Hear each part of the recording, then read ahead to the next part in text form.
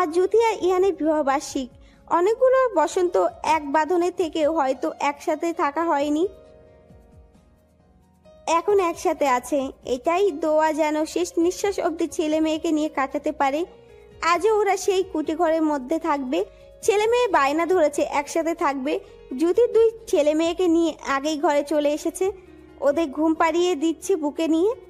ইয়ান ঘরে ঢুকে জ্যোতি ও ছেলে মেয়ের দিকে তাকায়।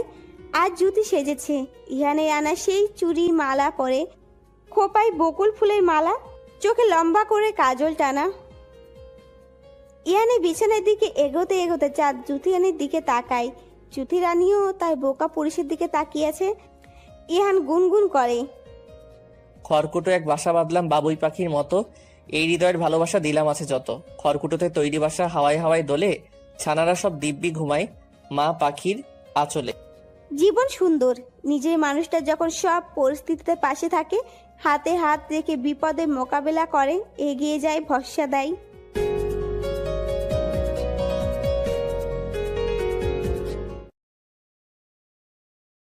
ছেলে তো প্রবাসী, 2 দিন পর দেশে এসে কি করব? সেই তো অটো নয়তো মানুষের মেশিন ঘরে কাম করে খাইতে হইব। প্রবাসী ছেলের কাছে আমি আমার ভাগ্নে জ্যোতিকে কিছুতেই বিয়ে দেব না। তার উপর আবার ছোট ভাই বিয়ে করে ফেলেছে, ছেলের তো অনেক বয়স হবে। কি বলেন ভাইজান এগুলো? আজকাল বিদেশি পোলারা কত টাকা রোজগার করে সেই বিষয়ে আপনার কোনো ধারণা আছে? আর দেশে নিশ্চয় পুঁজি ছাড়া এসে পড়ব না। আর ছেলে মানুষের কাজের অভাব পড়ে, ছেলে কয়দিন পর মাইয়ারেও নিয়ে যাইব সাথে। কি কাঠ জানি কয়, ওইটা পাইব কয়েকদিনের ভিতর। মাইয়া রাজারানী হইয়া থাকবো, বিদেশি টাকায় জিনিসপত্র সব পাইব। পোলাই যে বিল্ডিংটা করছে ওইটা দেখলেই তো আপনার মাথা ঘুরে যাইব মিয়া। এক পায়ে রাজি হয়ে যাইবেন বিয়ে দেওয়ার জন্য, পরিশ্রমী পোলা। জ্যোতিকে বিয়ে দেওয়ার চিন্তা ভাবনা তো আমরা এখনো করি নাই। তার উপর ওর বয়সই বা কত? কয়েকদিন আগে মাত্র মেট্রিক পরীক্ষা দিল। আপনার ভাগ্নিরে দেখা কেউ বলবো বয়স কম? গায়ে গতরে বাইরা তো পুরোই বেডি গো লাহান দেখতে। তাছাড়া মাইয়া মানুষের এত বয়স হওয়া লাগে না। পোলার বয়স নিয়েও চিন্তা করবেন না, বেশি না, মাত্র 28 বছর। এইটা কোনো বয়স হইল মিয়া? কিছুদিন আগে আমাগো চম্পারে দিলাম না, ওর জামাইয়ের বয়স তো 35 বছর। চম্পায় তো আপনাগো জুথির থেকেও ছোট। আগে না দেখাই না করে দিয়েন না। আজকালকার কার বাজারে ভালো ছেলে পাওয়া খুবই মুশকিল। একটা মিলাইতে গেলে আরেকটা পাওয়া যায় না। আর তাছাড়া এই পোলার সব দিক দিয়েই আছে, যেমন দেখতে তেমন তার ব্যবহার, টাকা পয়সা, বাড়ি, পড়াশোনা সব দিক দিয়েই আছে। আর কি চাই আপনার? আর আপনার ভাগ্নি তো থাকে মামার বাড়ি, তাও এত ভালো সম্বন্ধ পাইছেন। কোথায় লুপে নেবেন তা না করে দেন। সময় নেন ভাইজান। আচ্ছা, আমি বাড়িতে কথা বলে দেখি, আলোচনা করে আপনাকে জানাবো। কালকের মাঝে জানাবেন আমায়। এর মধ্যে জ্যোতি হাতে করে শরবত নিয়ে আসে। মামার দিকে তাকিয়ে হাসার চেষ্টা করে, তারপর ঘটকের দিকে তাকায়। ঘটক মহাশয়ও সেই সময় জ্যোতির দিকেই তাকায়। দুজনে চোকাচুকি হতেই চোখ রাঙায় জ্যোতি। বেটা বদ, সে কিছুতেই এখন বিয়ে করবে না। কিন্তু এ কি, ঘটক বেটা জ্যোতির চোখ রাঙাইতে কোনো পাত্তাই দিল না। ঘটক রহমান এই জীবনে অনেক বিয়ে দিয়েছেন, এমন কত ঘটনার সম্মুখীন হয়েছেন, তাই তিনি জ্যোতির চোখ রাঙানিতে পাত্তা দিলেন না। এই যে মেয়েটা হাতে করে এখন শরবত নিয়ে এসেছে, এটাতেও ভেজাল আছে, কিছু ওনার মন বলছে। আসলে জ্যোতি এই শরবতে মরিচের গুঁড়ো আর লবণ মিশিয়ে নিয়ে এসেছে। জ্যোতিমা, শরবতটা রেখে তুই যা, আমরা বড়রা এখানে কথা বলছি। জ্যোতিকে শরবত নিয়ে এখানে দাঁড়িয়ে থাকতে দেখে তার মামা কথাটা বলে ওঠে। জ্যোতির মামার কথায় সম্মতি জানায়। যত যাই করুক মামাকে যথেষ্ট সম্মান করে, একটু ভয়ও পায়। জ্যোতি যেতে যেতে শুনতে পায় ঘটক রহমান বলছে ছেলের নাম ইরহান। নামটা যেন কয়েকবার জ্যোতির কানে প্রতিধ্বনিত হয়। মনে মনে কয়েকবার নামটা আওড়ায় জ্যোতি। ইরহান, ইরহান, এটা আবার কেমন নাম? ধ্যাৎ, যেরকম নামই হোক তাতে আমার কি? আমি এখন কিছুতেই বিয়ে করব না। নানান ভাবনা জ্যোতি ভাবতে ভাবতে বাড়ি থেকে বের হয়ে যায়। এখন বাড়িতে থাকলে ঘটক বেটাকে খুন করতে ইচ্ছা করবে। ছেলের সম্পর্কে আরো সব বলবো। আমি এখন উঠি, আপনি আমায় আগে সিদ্ধান্ত জানান। ছেলে তো দেশে আসে নাই এখনো, তাতে তাড়াহুড়া করার কি আছে? দেশে না আসলে নাই, এইটা হইলো ডিজিটাল যুগ। মোবাইল আছে কি করতে, সব খবরাখবর নিয়ে মোবাইলে শুভ কাজ সেরে ফেলবেন। না না, কি বলেন এগুলো? ছেলে দেশে আসুক, আমরাও খোঁজ খবর নেই। নয়তো পরে যদি ছেলে আমাদের মেয়েকে পছন্দ না করে, পরে কি হইব?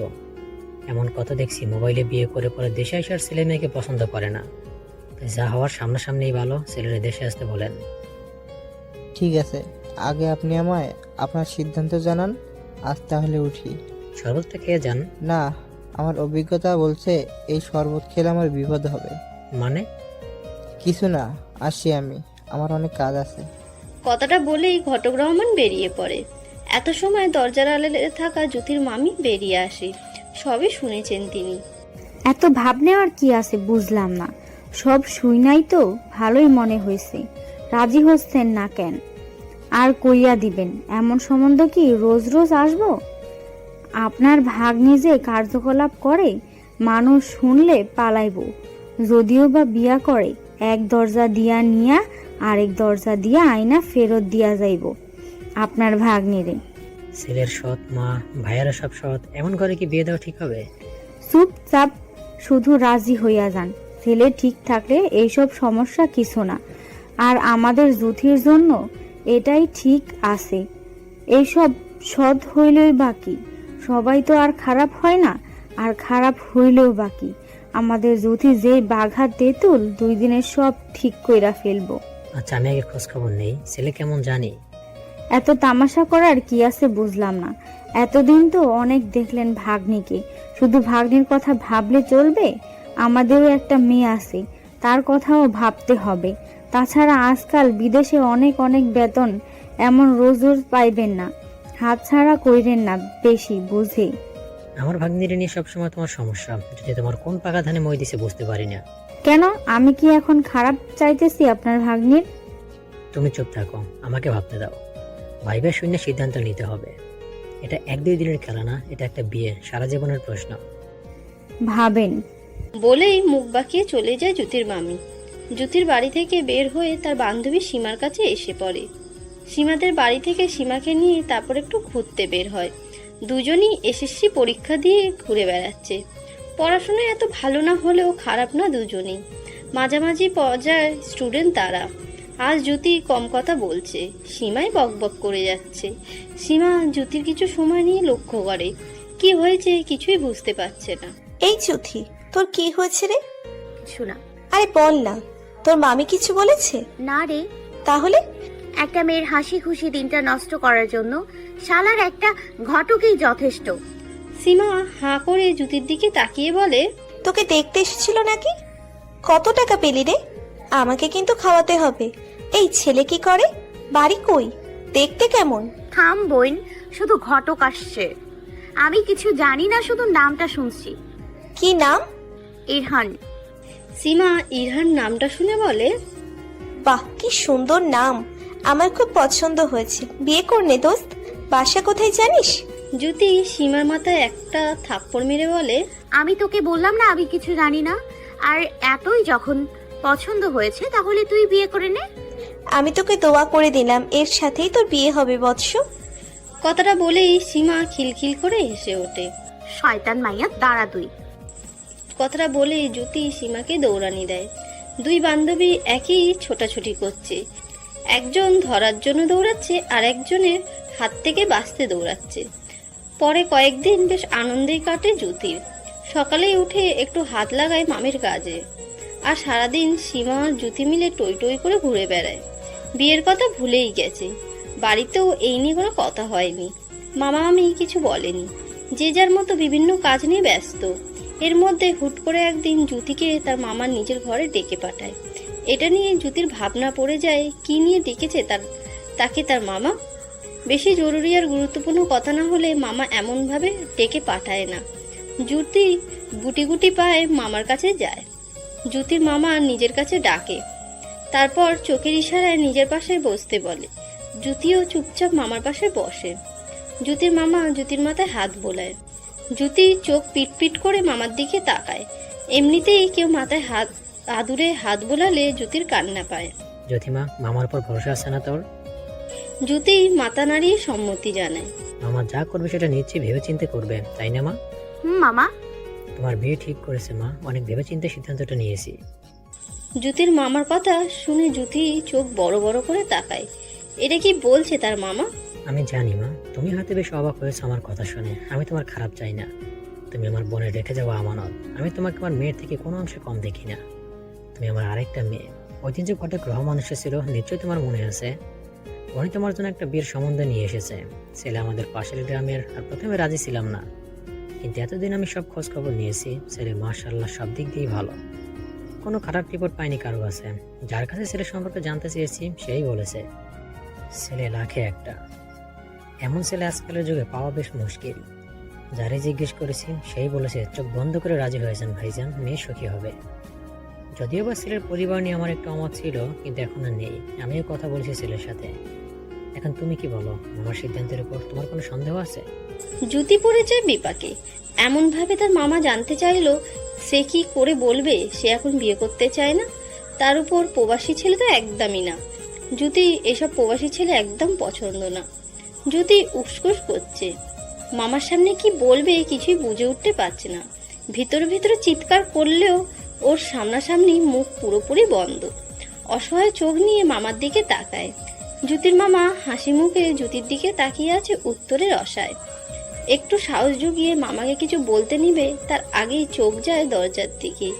মামি বাইরে থেকে রাগী দৃষ্টিতে তাকিয়ে আছে তার দিকে। জ্যোতি কিছু একটা ভেবে বলে ওঠে, আমি কিছু জানি না মামা, তোমার যা ভালো মনে হয় তাই করো। তোমাদের মতেই আমার মত, যা ভালো বোঝো করো। জ্যোতির কথাগুলো বলেই দৌড়ে বের হয়ে আসে। জ্যোতির মামা হাসি মুখে কল লাগায় ঘটককে, তারপর নানান কথা বলতে থাকে। হুট করে মানুষের জীবন বদলে যায়, সেটা আমরা কখনো কল্পনাও করিনি, সেইটাই হয়ে যায়। পর মানুষকে আপন করে নিতে হয়। জ্যোতি কখনো ভাবতেও পারেনি তার জীবনে হুট করে এমন বদল ঘটবে। এক অদৃশ্য শিকলে নিজের জীবন বাধা পড়বে। পরের দিনই কয়েকজন লোক মিলে তাকে দেখতে আসে। জ্যোতি ওনাদের সামনে গেলেও চোখ তুলে কারোর দিকেই তাকায়নি, শুধু যা যা জিজ্ঞাসা করেছে তারই উত্তর দিয়েছে। এর মধ্যে একজনের সাথে শুধু আলাদা করে একটু কথা হয়েছে, ইরহানের দাদি। কথা বলে যা বুঝলো মহিলা অনেক মিশুক আর ভালো। দুদিন পরেই জ্যোতির আপদ হয়ে যায়। ছেলেকে এক নজর দেখেও নি সে। জ্যোতির মামা বলেছিল দেখার জন্য, জ্যোতি দেখেনি, দেখেই বা কি করবে? পছন্দ না হলেও বলতে পারবে না মামাকে যে পছন্দ করেছে। মামাকে সে কষ্ট দিতে পারবে না, তাই না দেখাই ভালো। বাড়িতে কয়েকজন লোক এসেছে জ্যোতি জানে না, সামনেও যায়নি, শুধু একজন এসে সব কার্যকর্ম সম্পন্ন করে গেছে। জ্যোতি এখন বিছানার উপর আকৃতির মতো বসে হাঁটুতে মুখ ঠেকিয়ে আছে। তার কোনো রকম অনুভূতি হচ্ছে না। এর মধ্যে কেউ একজন রুমে ঢুকে আসে। কই কই দেখি আমার নাত বউরে। জ্যোতি তাড়াতাড়ি ঠিক করে বসে মাথার শাড়ি আঁচল টেনে নেয়। কি রে নাত বউ, এমন বড় ঘুমটা দিয়া কি হবে? আমার নাতিটা তো কাছে নাই, এত লজ্জা পেতে হবে না। জ্যোতি মুখ তুলে তাকায়, এটা ইরানের দাদি। ওই দিন তাকে দেখতে এসেছিল। এখন এমন করে থাকতে হবে না তোকে নাত বউ, আমার নাতি আসলে তারপর থাকিস কেমন? কথাটা বলেই জ্যোতির হাত ধরে। জ্যোতির কথা শুনে মুখ নিচে নামিয়ে ফেলে। আরে আরে, লজ্জা পাচ্ছিস নাকি? এখন এই লজ্জা পেয়ে সব লজ্জা শেষ করে ফেলে চলবে? আমার নাতির সামনে পাওয়ার জন্য তো কিছুটা বাঁচিয়ে রাখ। জ্যোতি হাত ঘষতে ঘষতে মনে মনে বলে, লজ্জা পাচ্ছি কে? আমি তো লজ্জা পাওয়ার অভিনয় করছি নতুন বউ বলে। মুখে বলে, কি যে বলেন না আপনি দাদি।